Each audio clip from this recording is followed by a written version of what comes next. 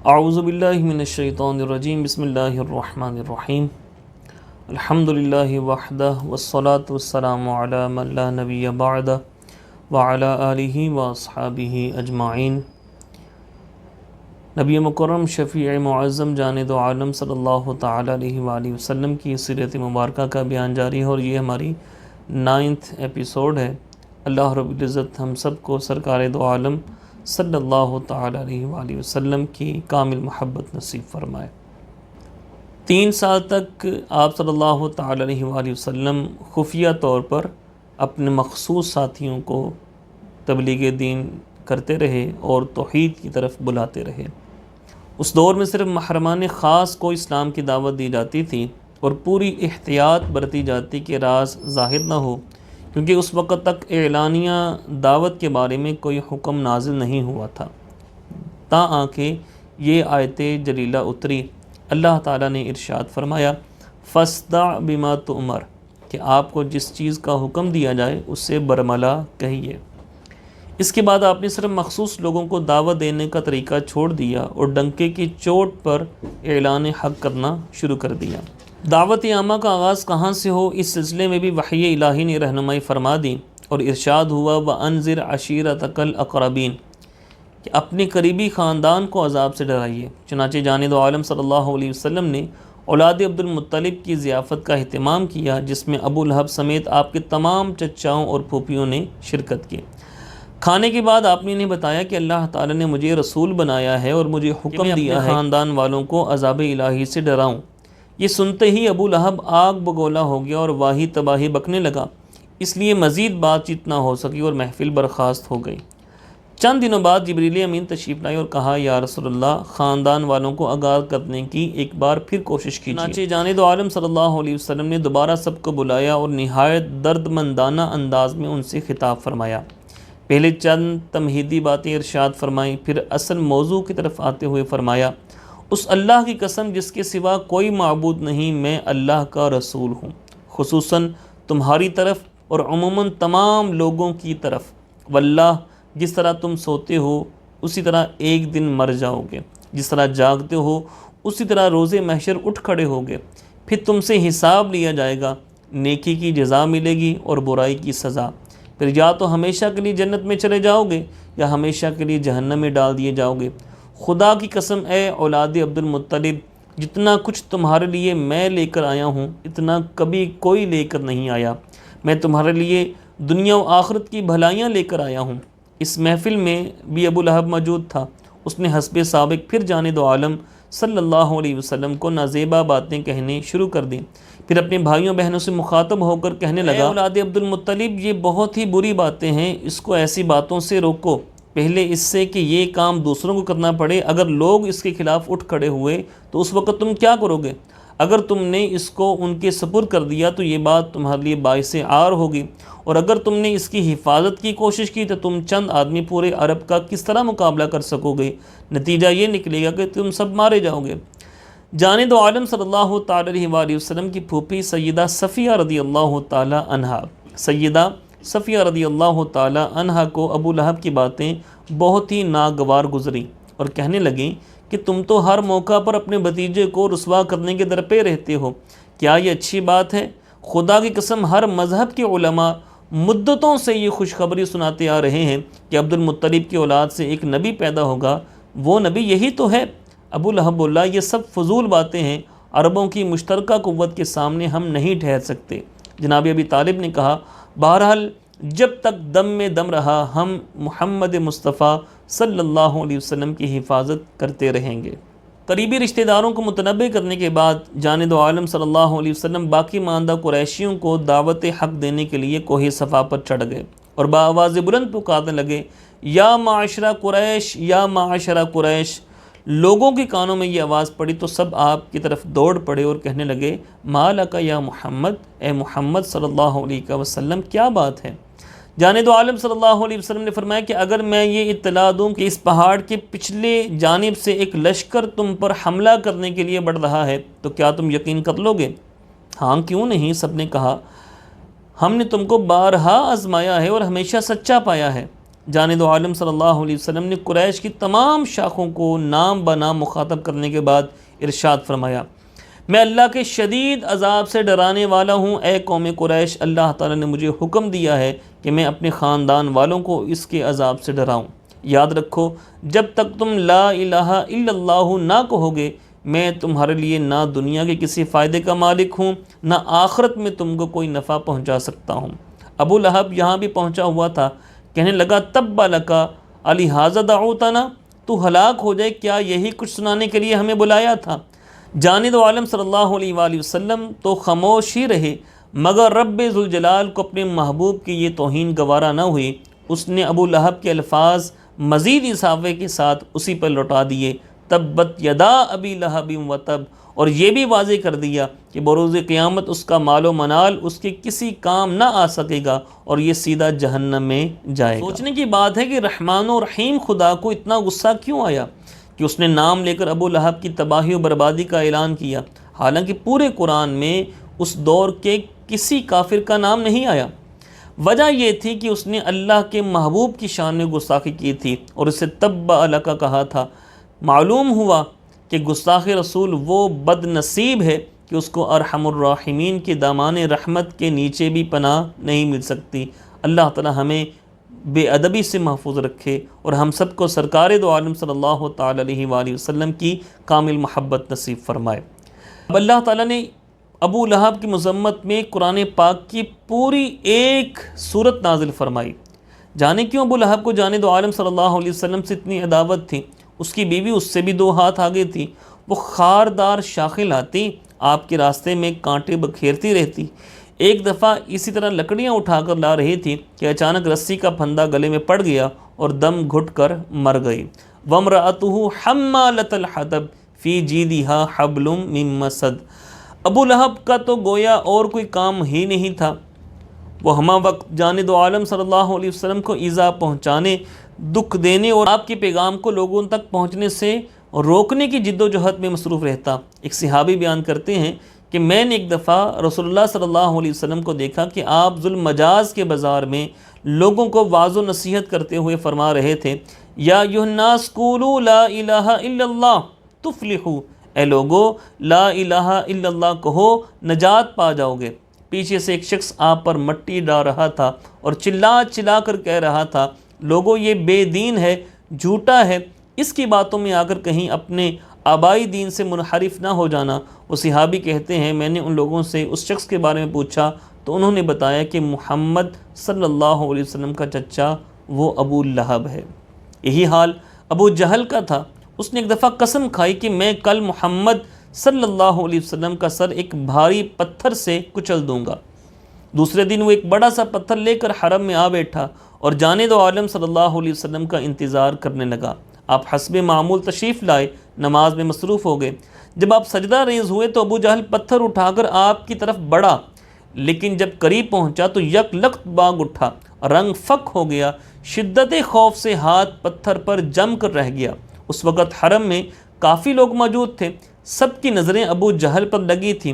اس کو یوں خوف زدہ ہو کر بھاگتے دیکھا تو سب اس کے گرد اکٹھے ہو گئے، پوچھنے لگے ما لکا یا ابو الحکم، ابو الحکم یہ ابو جہل کی کنیت کہ ابو الحکم کیا ہو گیا ہے؟ ابو جہل نے کانپتے ہوئے بتایا کہ جب میں محمد صلی اللہ علیہ وآلہ وسلم کے قریب پہنچا تو میں نے ایک ہیبت ناک اونٹ کو منہ کھولے اپنی طرف بڑھتے دیکھا، وہ مجھے کھا جانا چاہتا تھا۔ اتنے موٹے سر، لمبی گردن، بڑے بڑے دانتوں والا اونٹ میں نے پہلے کبھی نہیں دیکھا تھا۔ اسی طرح ایک بار ابو جہل نے ایک عراشی قبلہ عراش سے تعلق رکھنے والے سے اونٹ خریدے اور پیسے دینے سے مکر گیا۔ عراشی بیچارہ مسجد حرام میں آیا، اس وقت مسجد میں متعدد رؤسائے قریش بیٹھے تھے۔ وہ ان کے پاس جا کر فریادی ہوا کہ ابو الحکم یعنی ابو جہل نے مجھ غریب مسافر کا حق مار لیا ہے، کیا آپ میں سے کوئی شخص میرا حق دلا سکتا ہے؟ ان کو دل لگی سوجی، مذاق سوجا، کہنے لگے وہ ادھر جانب دو عالم صلی اللہ علیہ وسلم کی طرف اشارہ کرتے ہوئے جو مسجد کے کونے میں تشریف فرما تھے، جو شخص بیٹھا ہے نا اس سے جا کر بات کرو، وہ ضرور تمہارا حق دلا دے گا۔ عراشی جانب دو عالم صلی اللہ علیہ وسلم کے پاس گیا، اپنا دکھڑا سنایا۔ آپ اسی وقت اٹھ کر اس کے ساتھ چل پڑے۔ قریش جانتے تھے کہ ابو جہل کو آپ سے شدید دشمنی ہے۔ انہوں نے سوچا کہ اب خوب تماشا ہوگا، چنانچہ انہوں نے ایک آدمی کو بھیجا کہ تم تماشا دیکھ کر آؤ اور پھر ہمیں بھی تفصیلات بتاؤ۔ لیکن معاملہ ان کی توقعات کے بالکل برعکس ہو گیا۔ جانب عالم صلی اللہ علیہ وسلم نے جب جا کر دروازہ کھٹکھٹایا تو اندر سے ابو جہل نے پوچھا من ھذا، کون ہے؟ جانب عالم صلی اللہ علیہ وآلہ وسلم نے نہایت پروقار انداز میں جواب دیا، میں محمد ہوں، باہر نکلو۔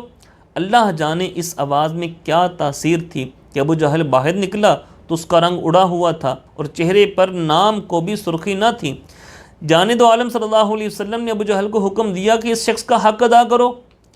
آپ یہیں ٹھہریے۔ ابو جہل بڑا گھبرا کر بولا، میں ابھی ادا کرتا ہوں۔ ابو جہل یہ کہہ کر اندر گیا اور اس شخص کا جو حق بنتا تھا لا کر اس کے حوالے کر دیا۔ یہ راشی کا کام بن گیا۔ اب اسے یہ پتہ تو نہیں تھا کہ دراصل قریش نے اس کے ساتھ مذاق کیا تھا۔ وہ سمجھ رہا تھا کہ واقعی انہوں نے صحیح رہنمائی کی تھی۔ چنانچہ ادھر سے ہی واپسی پر اس نے ان کا شکریہ ادا کیا اور بتایا کہ مجھے پورا حق مل گیا ہے، اور جس شخص نے یہ حق دلوایا ہے اس کو اللہ تعالیٰ جزائے خیر دے۔ وہ تو یہ کہہ کر چلا گیا، مگر یہ لوگ حیرت میں ڈوب گئے۔ تھوڑی دیر کے بعد وہ شخص بھی واپس آ گیا جس کو انہوں نے تماشا دیکھنے کے لیے بھیجا تھا۔ اس نے بتایا کہ بھائی کوئی تماشا نہیں ہوا، محمد صلی اللہ علیہ وآلہ وسلم کے مطالبے پر ابو الحکم نے بلا چون و چرا راشی کا مال دے دیا تھا۔ یہ بات ان کے لیے ناقابل فہم تھی۔ ابو جہل یوں آسانی سے مال دے دے اور وہ بھی محمد صلی اللہ علیہ وسلم کے مطالبے پر، حیران کن بات ہے۔ اسی دوران ابو جہل بھی آ گیا۔ اس کو دیکھتے ہی سب ہاتھ دھو کر اس کے پیچھے پڑ گئے۔ وَيْلَكَ مَا لَكَ، اور تم ہلاک ہو جاؤ، یہ کیا حرکت کی تم نے؟ ہم کو تم سے ایسی بزدلی کی توقع نہ تھی۔ ابو جہل نے جواب دیا، تم برباد ہو جاؤ، میں کیا کر سکتا تھا؟ میں تو اس کی آواز سنتے ہی دہشت زدہ ہو گیا۔ پھر جب باہر نکلا تو اس کے پاس اسی طرح کا خوفناک اونٹ جبڑے کھولے کھڑا تھا۔ پھر میں اس کا مطالبہ پورا نہ کرتا تو کیا کرتا؟ ابو جہل کی ضد اور ہٹ دھرمی نے اس کو ایمان کی دولت سے محروم رکھا، ورنہ اس نے ایسے کئی معجزے دیکھے تھے۔ ایک دفعہ اس نے قسم کھائی کہ محمد صلی اللہ علیہ وسلم جب سر بسجود ہوگا تو اس کی گردن پر پاؤں رکھوں گا، لیکن پاؤں رکھنا تو درکنار، وہ جانب عالم صلی اللہ علیہ وسلم کے قریب جانے کی جرت بھی نہ کر سکا۔ لوگوں نے پوچھا کیا بات ہے، آگے کیوں نہیں بڑھتے؟ کہنے لگا کہ میرے اور اس کے درمیان آگ کی خندق حائل ہے اور زمین سے آسمان تک دہشت ناک شکلیں اور پر نظر آ رہے ہیں۔ بعد میں جب اس واقعے کا تذکرہ جانب عالم صلی اللہ تعالی علیہ وآلہ وسلم سے کیا گیا تو آپ نے فرمایا اگر اس وقت وہ آگے بڑھنے کی کوشش کرتا تو ملائکہ اس کا ایک ایک عضو الگ کر ڈالتے۔ کاروان اسلام کو اگرچہ قدم بقدم طرح طرح کی رکاوٹوں مشکلات کا سامنا تھا، مگر بائیں ہمہ یہ قافلہ جادہ پیماں تھا اور اس میں شامل ہونے والوں کی تعداد روز بروز بڑھ رہی تھی۔ سرداران قریش سخت پریشان تھے کیونکہ جانب عالم صلی اللہ علیہ وسلم کو دعوت توحید سے روکنے کا کوئی حربہ کارگر نہیں ہو رہا تھا۔ آخر قریش کے چند رؤساء جناب ابی طالب کے پاس گئے اور کہا کہ تمہارا بھتیجا ہمارے دیوتاؤں کی توہین کرتا ہے، اس کو اس سے منع کرو۔ جناب ابی طالب نے ادھر ادھر کی باتیں کر کے ان کو بڑی خوبصورتی سے ٹال دیا اور دعوت و تبلیغ کا سلسلہ جاری رہا۔ جب کفار نے دیکھا کہ جناب ابی طالب نے ہماری باتوں پر کان نہیں دھرا اور اپنے بھتیجے کو منع نہیں کیا تو وہ دوبارہ جناب ابی طالب کے پاس گئے اور اس مرتبہ سختی سے مطالبہ کیا کہ محمد کو روکو، وہ ہمارے خداؤں کو برا کہتا ہے اور ہمیں اور ہمارے آباء و اجداد کو احمق اور بے وقوف قرار دیتا ہے۔ ہمارے لیے یہ سب کچھ ناقابل برداشت ہے۔ اگر وہ ایسی باتوں سے باز نہ آیا تو پھر تم ہماری طرف سے کھلی جنگ سمجھو، یا تم ہلاک ہو جاؤ گے یا ہم مارے جائیں گے۔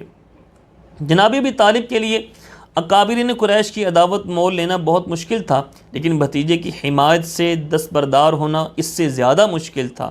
آخر انہوں نے جانب عالم صلی اللہ علیہ وسلم کو بلایا۔ کفار قریش نے جو کچھ کہا تھا اس سے مطلع کیا اور کہا کہ بھتیجے مجھ پر اور اپنی جان پر رحم کرو اور مجھ پر اتنا بوجھ نہ ڈال کہ میں برداشت نہ کر سکوں۔ ہجوم اعداء میں جانب عالم صلی اللہ علیہ وسلم کا واحد ظاہری سہارا جناب ابی طالب ہی تھے، اور اب وہ بھی نصرت و تعاون سے دستکش نہ ہوتے نظر آ رہے تھے۔ کیا کوئی جانے کہ ایسے میں جانب عالم صلی اللہ علیہ وسلم کے دل پر کیا گزری ہوگی۔ آپ کی چشمہائے نرگسیں ڈبڈبا آئیں، مگر غم و اندوہ کی اس عالم میں بھی بصد صبر و استقلال گویا ہوئے۔ چچا جان، اگر یہ لوگ میرے دائیں ہاتھ پر سورج اور بائیں ہاتھ پر چاند لا کر رکھ دیں اور مجھ سے مطالبہ کریں کہ میں اعلان توحید چھوڑ دوں تو میں پھر بھی ان کا مطالبہ نہیں مان سکتا۔ اب یہ کام جاری رہے گا، یا تو میں کامیاب ہو جاؤں گا یا اسی راہ میں میری جان چلی جائے گی۔ یہ الفاظ ادا کرتے ہوئے آپ بے اختیار اشکبار ہو گئے اور اٹھ کر چل دیے۔ بھتیجے کی یہ کیفیت دیکھ کر شفیق چچا کو بے طرح پیار آ گیا۔ پیچھے سے آواز دی۔ جانب عالم صلی اللہ علیہ وسلم نے بچشم نم مڑ کر دیکھا تو صاحب عزم و ہمت چچا نے کہا، جا بھتیجے، تیرا جو جی چاہتا ہے کہہ دے، خدا کی قسم میں تیری حمایت سے کبھی دستبردار نہیں ہوں گا۔ سبحان اللہ۔ کھلی جنگ کی دھمکی سے بھی کام نہ بنا تو مشرکین نے ایک اور کوشش کی۔ اس دفعہ وہ ولید کے بیٹے عمارہ کو ساتھ لے گئے اور جناب ابی طالب کے سامنے یہ تجویز رکھی کہ تم عمارہ کو لے لو، یہ عرب کا سب سے خوبصورت، بہادر، تندرست اور توانا اور عقیل و فہیم جوان ہے۔ یہ تمہارا بیٹا ہوگا، زندگی کے ہر مرحلے میں تمہارا دست و بازو ثابت ہوگا۔ اس کے عوض محمد ہمارے حوالے کر دو تاکہ ہم اسے دیویوں اور دیوتاؤں کی توہین کے جرم میں قتل کر ڈالیں اور روز روز کا جھگڑا ختم ہو جائے۔ نعوذ باللہ من ذالک۔ ابی طالب نے کہا، کیا ہی احکمانہ تجویز لے کر آئے ہو تم؟ یعنی میں تو تمہاری عمارہ کی پرورش اور نگہداشت کرتا رہوں اور تم میرے بھتیجے کو مار ڈالو؟ چہ خوب، ایسا تو میں ہرگز نہیں کروں گا۔ اس پر کچھ تلخ کلامی بھی ہوئی، مگر جناب ابی طالب اس بیہودہ مشورے پر عمل کرنے کے لیے آمادہ نہ ہوئے اور یہ کوشش بھی رائے گاں گئی۔ اسی دوران حج کا زمانہ آ گیا۔ حج کے لیے اہل عرب دور دراز سے سفر کر کے آئے تھے۔ تقریباً ہر علاقے کے لوگ مکہ مکرمہ میں جمع ہوتے تھے۔ اب کفار کو یہ دھڑکا لگا تھا کہ محمد صلی اللہ علیہ وآلہ وسلم اپنی رس بھری باتوں سے حاجیوں کا دل مول لے گا اور دعوت اسلام مکہ سے نکل کر سارے عرب میں پھیل جائے گی۔ اس لیے کوئی ایسی الزام تلاشی کی جائے کہ لوگ محمد صلی اللہ علیہ وسلم سے متنفر ہو جائیں اور اس کی سامعہ نواز آواز پر کان نہ دھریں۔ اس سلسلے میں سردار ولید بن مغیرہ کے ہاں میٹنگ ہوئی۔ ولید نے سب کو مخاطب کرتے ہوئے کہا، اے قریشیوں، حج کا موسم آ گیا ہے، ملک بھر سے حجاج کے قافلے آنے والے ہیں، ان کو محمد صلی اللہ علیہ وسلم کے اثرات سے بچانے کے لیے ضروری ہے کہ تم لوگ اس کے بارے میں کوئی ایک بات طے کر لو تاکہ بعد میں تمہارے بیانات میں اختلاف نہ پایا جائے۔ پھر سب کو وہی بات بتاؤ اور اس کا خوب پروپیگنڈا کرو۔ لوگوں نے کہا ہم سب میں آپ ہی زیادہ تجربہ کار اور سمجھدار ہیں، اس لیے آپ ہی بتائیے ہمیں کیا کہنا چاہیے۔ نہیں، پہلے تم اپنی تجاویز بیان کرو، میں سن رہا ہوں۔ ایک نے کہا کہ ہم لوگوں سے کہیں گے کہ محمد کاہن ہے۔ غلط، بالکل غلط۔ ولید نے پرزور تردید کی، ہم نے کاہنوں کی بات سن رکھی ہے، واللہ کاہنوں کی گول مول بناوٹی عبارتوں کو محمد کی شستہ اور صاف باتوں سے کوئی نسبت ہی نہیں۔ دوسرے نے کہا، نعوذ باللہ، ہم اسے پھر پاگل کہیں گے۔ ولید نے کہا، بھئی پاگل ایسے ہوتے ہیں بھلا؟ اس میں دیوانوں جیسی کوئی ایک بات بھی تو نہیں۔ تیسرے نے کہا کہ ہم اس کو شاعر قرار دیں گے۔ ولید نے کہا، مگر شاعری کی جملہ اصناف سے تو ہم آگاہ ہیں اور محمد کا کلام شاعری کی کسی بھی صنف میں داخل نہیں ہے۔ ولید نے یہ رائے بھی مسترد کر دی۔ پھر یہی کہا جا سکتا ہے کہ وہ جادوگر ہے۔ چوتھی آواز آئی۔ ولید کو یہ تجویز بھی پسند نہ آئی۔ نہیں، وہ ساحر نہیں، کہاں جادوگروں کے جنتر منتر اور کہاں محمد کا عالی کلام۔ پھر آخر کیا کہیں، آپ ہی کچھ رہنمائی کیجئے۔ اگر یہ سارے الزامات سراسر غلط اور بے بنیاد ہیں، تاہم جادوگری والی بات کسی حد تک چل سکتی ہے۔ ولید بولا، کہنے لگا، تم حاجیوں سے کہو کہ محمد بہت بڑا جادوگر ہے، جادو کے زور سے بہن بھائی، خاوند بیوی، باپ بیٹے میں تفرقہ ڈال دیتا ہے، اس لیے بچ کر رہیں، اس کی باتیں نہ سنیں۔ اس تجویز پر سب نے صوت کیا اور اس پروگرام کو عملی جامہ پہنانے کے لیے اٹھ کھڑے ہوئے، مگر یہ تدبیر بھی الٹی ثابت ہوئی۔ ان کی گفتگو سن کر قدرتی طور پر ہر آدمی کے دل میں اس جادوگر سے ملنے اور اس کی باتیں سننے کا اشتیاق پیدا ہو جاتا۔ پھر یہ کہاں ممکن تھا کہ کوئی اس جادو بیاں کا بیان سنے اور اس کے دل کی دنیا تہو بالا نہ ہو جائے۔ نتیجہ یہ نکلا کہ اسلام کی دعوت پورے عرب میں پھیل گئی اور گھر گھر اس کا چرچا ہونے لگا۔ واللہ متم نورہ ولو کرہ الکافرون۔ ساری تدبیریں الٹی ہو گئی تو مشرکین جھنجھلا اٹھے، جانب عالم صلی اللہ علیہ وسلم کو ایذا اور دکھ دینے پر کمر بستہ ہو گئے۔ یہ دور آپ کے لیے بے انتہا مصائب اور آلام کا تھا۔ ہر نبی کو اپنی قوم کے ہاتھوں تکالیف پہنچتی رہیں، مگر آپ کے مخالفین تو آپ کی عداوت میں انسانیت کا دامن بھی ہاتھ سے چھوڑ بیٹھے۔ شاید اسی زمانے کو یاد کر کے ایک دفعہ آپ نے فرمایا، کسی نبی کو اتنی ایذا نہیں پہنچائی گئی جتنی میں محمد مصطفیٰ کو پہنچائی گئی ہے۔ ایک مرتبہ آپ بیت اللہ کے پاس نماز پڑھ رہے تھے کہ عقبہ ابن ابی معیط آیا اور آپ کے گلے میں چادر ڈال کر اس زور سے بل دیا کہ آپ کا دم گھٹنے لگا۔ کرب و اذیت اتنی شدید تھی کہ آپ کھڑے نہ رہ سکے اور زانو مبارک زمین کے ساتھ جا لگے۔ ناگاہ صدیق اکبر نے اس تنے نازک پر یہ ستم ٹوٹتا دیکھ لیا۔ وہ بے تابانہ دوڑتے ہوئے آئے اور دھکے دے کر عقبہ کو آپ سے دور ہٹایا۔ اس وقت شدید غم سے صدیق اکبر کی سسکیاں نکل رہی تھیں، آنسو بہہ رہے تھے اور زبان پر قرآن کی یہ آیت جاری تھی، اتقتلون رجلا ان یقول ربی اللہ، ظالموں تم ایک انسان کو محض اس جرم میں مار ڈالنا چاہتے ہو کہ وہ کہتا ہے کہ میرا رب اللہ ہے۔ اسی طرح ایک مرتبہ جانب عالم صلی اللہ تعالی علیہ وآلہ وسلم کعبہ کے پاس نماز پڑھ رہے تھے۔ رؤسائے شرک بھی اسی طرح ایک مرتبہ جانب عالم صلی اللہ علیہ وسلم کعبہ کے پاس نماز پڑھ رہے تھے، رؤسائے شرک بھی حرم میں موجود تھے۔ اچانک ابو جہل آپ کی طرف اشارہ کرتے ہوئے بولا، ذرا اس ریاکار کو تو دیکھو تو صحیح۔ پھر اس کو ایک انتہائی رقیق اور گھٹیا حرکت سوجی، کہنے لگا فلاں جگہ کل اونٹ ذبح کیے جائیں گے، ان کی آنتیں اوجڑیاں وہاں بکھری پڑی ہیں، ہے کوئی ایسا جیلا جو ان کو اٹھا لائے، اور جب محمد صلی اللہ علیہ وسلم سر بسجود ہوں تو ان کی شانوں اور گردن پر رکھ دے۔ عقبہ ابن ابی معیط ایسے گھنونے کاموں میں پیش رہتا تھا۔ وہ بدبخت اٹھا اور غلاظت آلود اوجڑیاں اٹھا لایا۔ جب جانب عالم صلی اللہ تعالی علیہ وآلہ وسلم سجدہ ریز ہوئے تو اس نے نجاست سے لتھڑا ہوا وہ سارا ملبہ آپ کی پاک گردن اور مطہر شانوں پر رکھ دیا۔ اس کے بوجھ سے آپ کے لیے سر اٹھانا دشوار ہو گیا۔ آپ کی یہ کیفیت دیکھ کر بدبختوں کو اتنی خوشی حاصل ہوئی کہ وہ ہنسی کے مارے لوٹ پوٹ ہو گئے، ایک دوسرے پر گرنے لگے۔ اسی دوران کسی نے سیدہ فاطمۃ الزہرا سلام اللہ علیہا کو بتایا۔ وہ 8-10 سال کی معصوم بچی دوڑتی ہوئی آئیں، مشرکین کو برا بلا کہا اور اپنے پیارے ابا جان کی گردن سے نجس اوجڑیاں اتار کر پرے پھینکی۔ یوں تو جانب عالم صلی اللہ علیہ وسلم نے کبھی مشکل سے مشکل وقت میں بھی اپنے دشمنوں کو بد دعا نہ دی تھی، لیکن اس مرتبہ انہوں نے حرکت ہی ایسی کی تھی کہ سراپا رحمت کو بھی جلال آ گیا۔ جلال کیسے نہ آتا کہ ظالموں نے ایسے وقت میں ان کی گردن پر پلیدی لا ڈالی تھی جب وہ اپنے محبوب رب کے ساتھ مصروف راز و نیاز تھے اور قرب و وصال کی لذتوں سے سرفراز تھے۔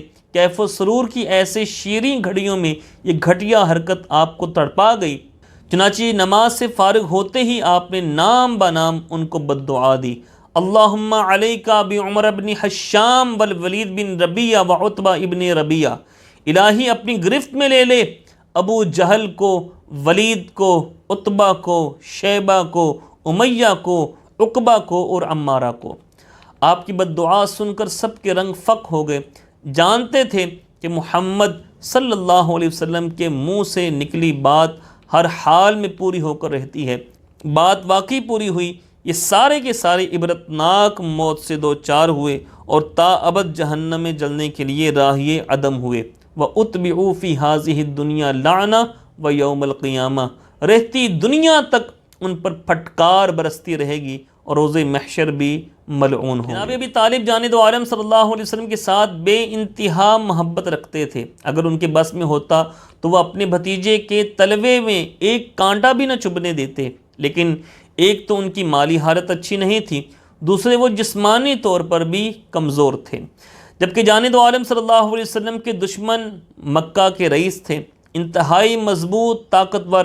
اب کسی ایسے منچلے اور جیالے کی ضرورت تھی جو رؤسائے مکہ کا ہم پلہ ہو اور ان کے ساتھ انہی کی زبان میں گفتگو کر سکے، اور یہ ضرورت اتنے عمدہ طریقے سے پوری ہوئی کہ پھر مکہ میں آپ کو ستانے کی کسی کو جرت نہ ہوئی، یعنی آپ کے دوسرے چچا اسد اللہ و اسد رسول ہی سیدنا و سید الشہداء حمزہ رضی اللہ تعالی عنہ حلقہ بگوش اسلام ہوئے۔ اسد اللہ و اسد رسول ہی، اللہ اور رسول کا شیر حضرت حمزہ کا یہ لقب نہ صرف زمین پر بلکہ آسمانوں میں بھی راج ہے۔ جانب عالم صلی اللہ علیہ وسلم نے فرمایا، مجھے جبریل نے خبر دی کہ آسمان والوں کے پاس حمزہ کا نام اس طرح لکھا ہے، حمزہ بن عبد المطلب اسد اللہ و اسد رسولہ۔ جانب عالم صلی اللہ علیہ وسلم کا چچا ہونے کے علاوہ رضائی بھائی بھی تھے، کیونکہ ابو لہب کی کنیز سویبہ نے دونوں کو مختلف وقتوں میں دودھ پلایا تھا۔ اس لیے جب جانب عالم صلی اللہ علیہ وسلم کو ان کی بیٹی سے شادی کرنے کی ترغیب دی گئی تو آپ نے فرمایا وہ میرے دودھ شریک بھائی کی بیٹی ہے۔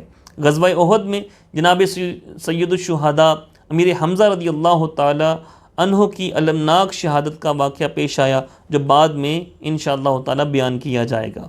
خیر، حضرت حمزہ رضی اللہ تعالی عنہ عرب کے نہایت زور آور، شجاع، نڈر اور بے باک انسان تھے۔ مزاجن ان لوگوں میں سے تھے جو دشمن کے منہ پر تھپڑ پہلے مارتے تھے، وجہ بعد میں بیان کرتے تھے۔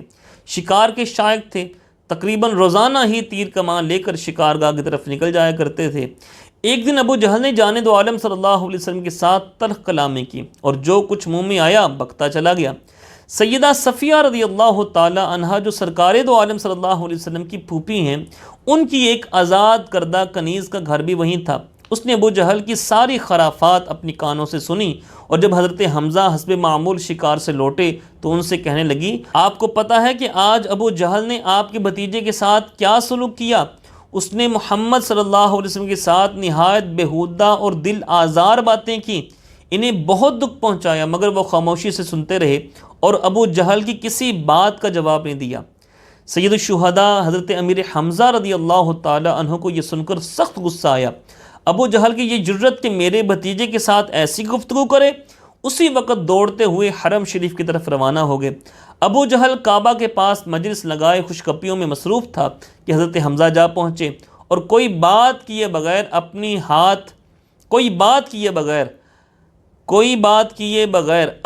ہاتھ میں پکڑی کمان اس زور سے ابو جہل کے سر پر ماری کہ اس کا سر زخمی ہو گیا، خون بہنے لگا۔ پھر انتہائی جلال کے عالم میں اس سے مخاطب ہوئے، اور تو نے محمد کو گالیاں دی اور بکواس کی ہیں، آج سے میں بھی اس کے دین پر ہوں اور وہی کچھ کہتا ہوں جو وہ کہتا ہے، اگر تو مجھے روک سکتا ہے تو روک لے۔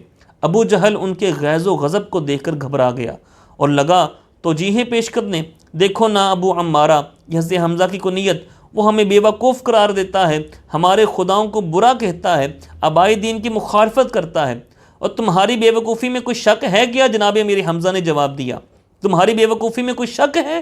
بے جان پتھروں کو پوجنے والے احمق نہیں تو اور کیا ہیں؟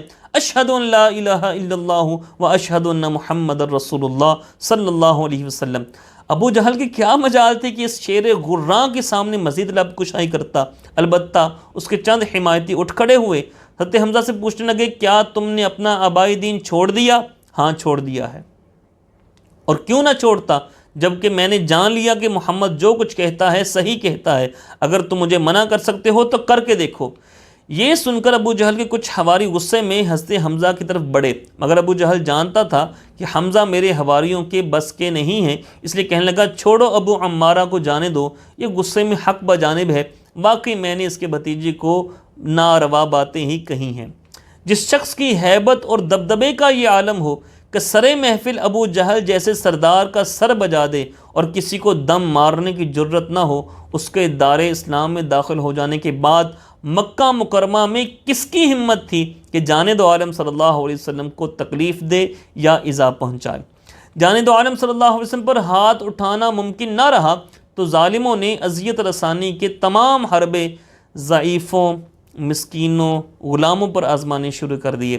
شکاوت، کساوت ان کے مظاہروں میں بوڑھے، جوان یا عورت مرد کی کوئی تمیز نہ تھی، جس کا جس پر بس چلا ظلم کی انتہا کر دی، کن کن پر برسائے اور کیسے کیسے انہوں نے اولین صحابہ کرام کو تنگ کیا اور کیا کیا ان کے اوپر ظلم ڈھائے، اس کا تذکرہ انشاءاللہ تعالی اگلی ایپیسوڈز میں بیان کریں گے۔ اللہ تعالی ہم سب کو سرکار دو عالم صلی اللہ علیہ وسلم کی کامل محبت نصیب فرمائے۔